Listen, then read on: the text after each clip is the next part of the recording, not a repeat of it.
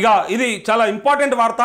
నేను శైలజ అంత్యక్రియలు పూర్తి అని చెప్పి వచ్చింది. దాంతోపాటు తనకి ఇట్లా జరిగిందో లేదో వెంటనే మరొక వార్త వచ్చింది.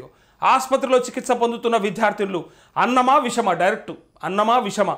మాగనూర్ హై స్కూల్లో మళ్ళీ ఫుడ్ పాయిజన్, 40 మంది స్టూడెంట్స్కు ఆసుపత్రికి తరలింపు.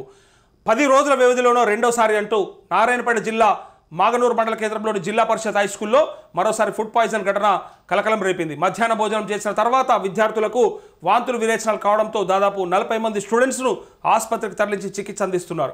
10 రోజుల వ్యవధిలోనే ఇది రెండోది ఘటన కావడం గమనార్హం. కొద్ది రోజుల క్రితమే ఇది పాఠశాలలో 100 మందికి పైగా విద్యార్థులకు ఫుడ్ పాయిజన్ కావడంతో సీఎం సీరియస్ అయ్యారు. ముఖ్యమంత్రి ఆదేశాల మేరకు జిల్లా కలెక్టర్ పలుమార్లు మాగనూరుకు వెళ్లి విచారణ చేపట్టారు. నిర్లక్ష్యంగా వ్యవహరించిన పలువురు అధికారులపై సస్పెన్షన్ వేటు పడగా మరికొందరికి షోకాజ్ నోటీసులు సైతం జారీ అయ్యాయని చెప్పి ఈ వార్త వచ్చింది. ఇంత అలసత్వం ఉన్నది ప్రభుత్వం దగ్గర. చూసిరా అధికారులని ఇప్పుడు వాళ్ళను సస్పెన్షన్ చేస్తూ కొంతమందికి షోకాజులు ఇచ్చి పంపించమని చెప్తారు కదా.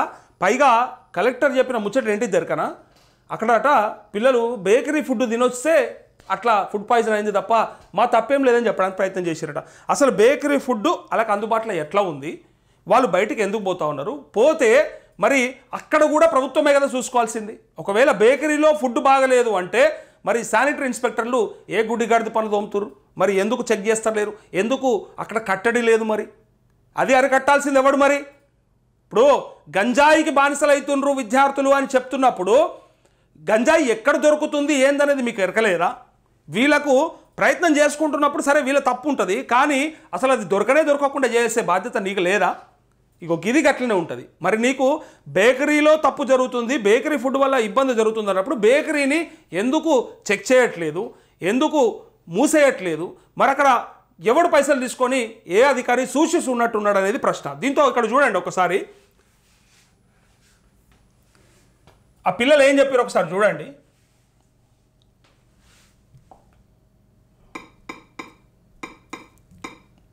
ఇప్పుడేదో ముఖ్యమంత్రి సీరియస్ అయిపోయిండు, ఎమ్మెల్యే పోయి చూసిండు, తనిఖీ చేసిండు, అందుకోసానికే ఇక అని చెప్తా ఉన్నారు కదా.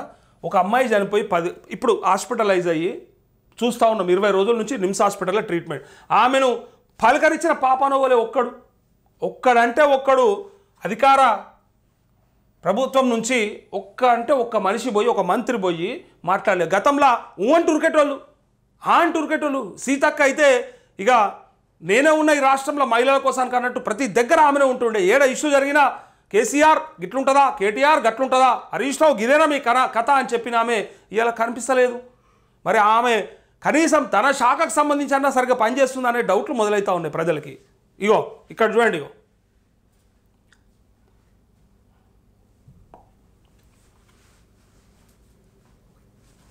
ఎందుకంటే వీళ్ళంతా మన బిడ్డలే, రైతులమైనా మనకు చేయలేకనే ఇగో ఈ పిల్లలు ఇగో ఇది చూడండి, ఈ భవన్ ఎట్లా ఎత్తుకపోతుర్రు, ఈ ఫుడ్ ఎట్లుందో చూడండి ఒక్కసారి. ఇగో వాళ్ళు పట్టుకపోయేది భవన్, మళ్ళీ ఇంకోటో ఓలో తీసుకుపోయేది చూపించినాం అన్న, ఇది కావాలని మమ్మల్ని బటకాలు చేస్తుర్రు అని అనకుండానే ఫస్ట్ మొదలు పిల్లకాయలు పట్టుకపోయే భవన్ చూపించి ఇగో ఇది అన్నమేనా ఆయన ఓలో తింటారా? అసలు మనం మిగిలిపోతే కుడిదిలేస్తాము లేదా పశువులకు పెట్టుకుంటాము.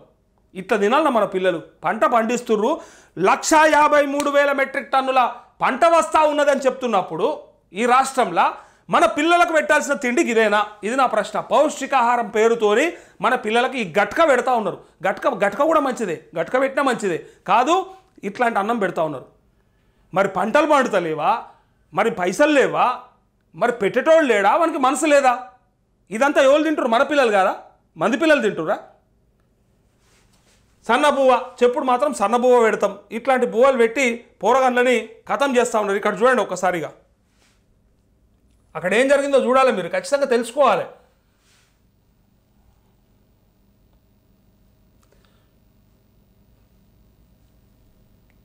దేశంలోనే నెంబర్ 1 మనం పంటలు పండించుట్లా అని చెప్పినప్పుడు మన పిల్లలకు మన పోరగాళ్లకు మనం ఏం పెట్టుకోవాలి తిండి? ప్రభుత్వం ఏం పెడుతుంది? మన రికార్డులు చెప్పుకుంటుంది, మన అన్నీ కూడా క్రెడిట్ వేసుకుంటుంది, క్లెయిమ్ చేసుకుంటుంది, మా వల్లనే పంటలు ఎక్కువ పడుతున్నాయని అన్నప్పుడు మరి వాళ్ళ బాధ చూడండి పిల్లలది ఎట్లా ఏడుస్తున్నారు చూడు. ఫుడ్ పాయిజన్ అయ్యి కడుపున వస్తుందని ఏడుస్తున్నారు పిల్లలను తీసుకొని. అగో వాళ్ళని బతకనిస్తారా, చంపుతారా?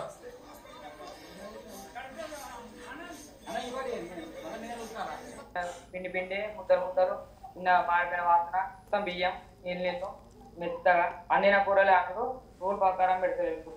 ఏదనంటే కడుపు మొక్క అంటే కూడా ఇంట్లో మొత్తం పలుకు పలుకు బియ్యం సంబంధం మీద అంటారు.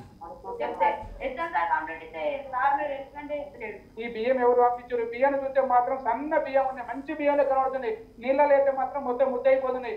ఆ బియ్యం రేషన్ బియ్యాన్ని పట్టించి తెస్తురా, లేకపోతే ఫ్యాక్టరీలో పట్టిన బియ్యాన్ని నూకలట నూకలను పిండి అవుతున్నాయి. ఆ నూకలు ఆ పిండిని తయారు చేసి మళ్ళీ కెమికల్ కలిపి వీటిని మళ్ళీ ఈ ఒక హాస్టల్లో స్కూల్లో పంపించడం జరుగుతుంది. ఎగ్స్ బిల్లు ఏప్రిల్ నుంచి వస్తలేదు. ఒక్క ఎగ్గుకు 2 రూపాయలు లాస్ అయితే 7 రూపాయలు పెట్టి వంటొస్తున్నాను నేను. మాకు 5 రూపాయలు వస్తాయి. మేము అప్పులు చేసి పుస్తకాలు బ్యాంకులో పెట్టి అప్పులు చేసి తీసుకొస్తున్నాం. వారానికి 3 సార్లు గుడ్డు పెట్టాలి. 175 రూపాయలకు ట్రే పడుతుంది మాకు. 150 రూపాయలు మాకు. అవి కూడా ఏప్రిల్ దగ్గర ఉంది బిల్లు. పైసలు కూడా వస్తలేవు మాకు. 1 ఇయర్ నుంచి బిల్లు లేదు. ఇవాళ అయితే తినలేదు. ఇవాళ మొత్తం మెత్తగా అయింది, అన్నం మంచిగా లేదు. ఇది మొన్న ఫ్రైడే రోజు అయితే ఆ రోజు తిన్నారు. హెచ్ఎం సార్ ఆల్రెడీ చెప్పిన రైస్ మంచిగా లేసారంటే వండేటప్పుడు వతి ఉంచిండు. మనం ఏం చేస్తామమ్మా అగ్గంజలు వచ్చినాయి కాబట్టి వండాలి అదే రైస్ అని అన్నాడు. వండిన ఆ రోజు తిన్నారు. ఈ రోజు మాత్రం 10th క్లాస్ వాళ్ళు తినలేదు. అది మొత్తం పడేసింది. ఎందుకు పడేసిరవ్వా తల్లి? అయితే ఇప్పుడు వాళ్ళ బాధలు వాళ్ళు ఏం చెప్తారంటే మాకు బిల్లులు చక్కగా వస్తలేవు, నేనే గుడ్డుకు 7 రూపాయలు పెట్టి కొనుకొచ్చి పెడతా ఉన్నా, మరి నాకు బిల్లు రాకపోతే నేను ఎట్లా పెడతా అని చెప్తుంది. మరి ఇక్కడ విద్యార్థులకు సరైన పౌష్టికాహారం అందుతలేదంటే కారణం ఎవడు?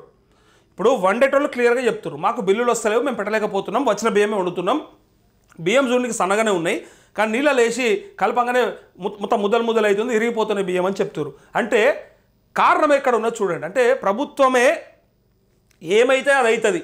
కేసీఆర్ ఆనాడు బాగా చేసిండు అనే పేరు ఉన్నది కాబట్టి దాన్ని ఖరాబ్ చేసేయాలి. కేసీఆర్ బాగా చేసిండు, గురుకులాలు బాగా అభివృద్ధి చెందినాయి, పిల్లలంతా జాయిన్ అవుతూ ఉన్నారు, మంచిగా నడుస్తూ ఉన్నాయి అనే పేరు ఉన్నది కదా, అట్లా సనబువ పెడుతుండనే పేరు ఉంది కదా, దానికి కథం పట్టించేస్తే అయిపోతుంది. ప్రభుత్వం చూసిరా కేసీఆర్ అంటే ఏమున్నాయి ఇలా అని చెప్పడానికి ప్రయత్నం చేస్తారు. కానీ తిరిగి అది ఎవరి మెడకు పడ్డది? అది ఎవరి మెడకు పడ్డది? ఇలా మీ ప్రభుత్వమే ఉన్నది. ఇక్కడ ప్రభుత్వం చేస్తున్న తప్పిదమే కనిపిస్తూ ఉంది. మాకు బిల్లులు వస్తలేవని చెప్తున్నారు వంట వండేటోళ్ళు. అంటే మరి వంట వండేటోళ్ళు తప్ప అని అన్ని కూడా లేదు, అధికారుల తప్ప అని అన్ని కూడా లేదు.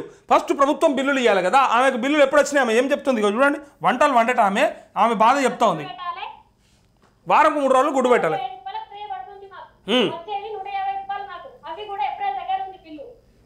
ఏప్రిల్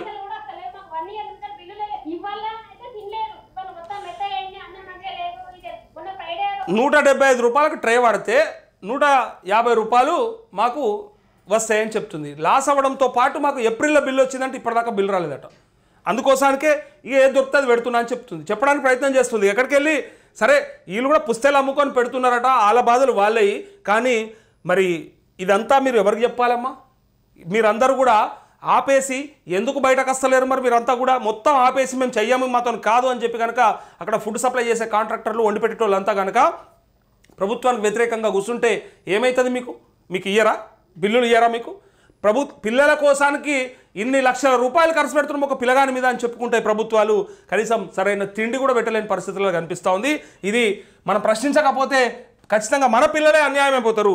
ఇక్కడ ఇగో ఈయనే అక్కడి నియోజకవర్గ ఎమ్మెల్యే పెద్ద మనిషి ఏమన్నాడు చూడుర్రి.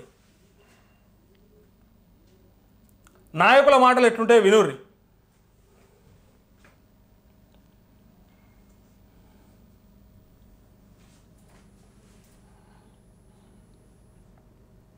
అంటే వండేటోళ్ళు, అధికారులు, ప్రభుత్వము, ప్రతినిధులు, ప్రజాప్రతినిధులు అందరూ కలిసి ఎవరిని కొంపలు ఆపుతున్నారు అంటే ప్రజలని. తెలిసిందంటే ఈ అమ్మాయిలందరూ కూడా కొంత మధ్యాహ్నం బయట పోయి చిరుతిళ్ళు తిన్నారు బయట, అందుకే ఇలా జరిగిందని అంటా ఉన్నారు. అది కూడా నేను చూడలేదు, విన్నమాట. నువ్వు పుసుక్కునాది నేను చూసినా నాకు ఎరక అని కనుక నిర్ధారించి ఉంటే శ్రీహరి బాయ్ నీకు ఇలా నా ఫోన్ వస్తుండే 100% నేను విడిచిపెట్టకపోతుంటే నేను చూసిన బరాబర్ వాళ్ళు బయట వేరే ఫుడ్ తినడం వల్లనే ఇట్లా జరిగిందని కన్నా చెప్పి ఉంటే ఈ వాకటి శ్రీహరికి నిమిషంలో ఫోన్ పోతుండే అడుగుతుంటే ఏదో చెప్పిండ్రు అని చెప్పడానికి ప్రయత్నం చేస్తుండే. చూడండి ఇక్కడ ఇగో అమ్మాయిలందరూ కూడా కొంత మధ్యాహ్నం బయట పోయి చిరుతిళ్ళు తిన్నారు బయట, అందుకే ఇలా జరిగిందని అంటా ఉన్నారు.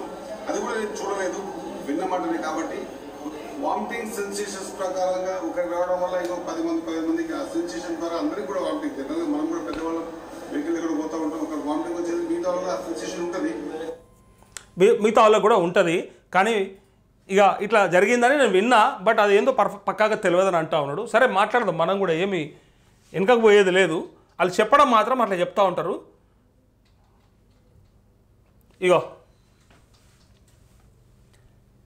అయితే ఇది అన్నమా విషమా అని చెప్తూ, అది విషమే, అది మన పిల్లలకి మనమే విషం పెడతా ఉన్నాము. మనకు తిండి కూడా పెట్టడం చాతనైతే లేదు. మంచి విద్యను అందించుడు తర్వాత సంగతి, దేవుడు ఎరుగు. మంచి తిండి కూడా పెట్టలేని పరిస్థితులలో ఉన్నాం మనం.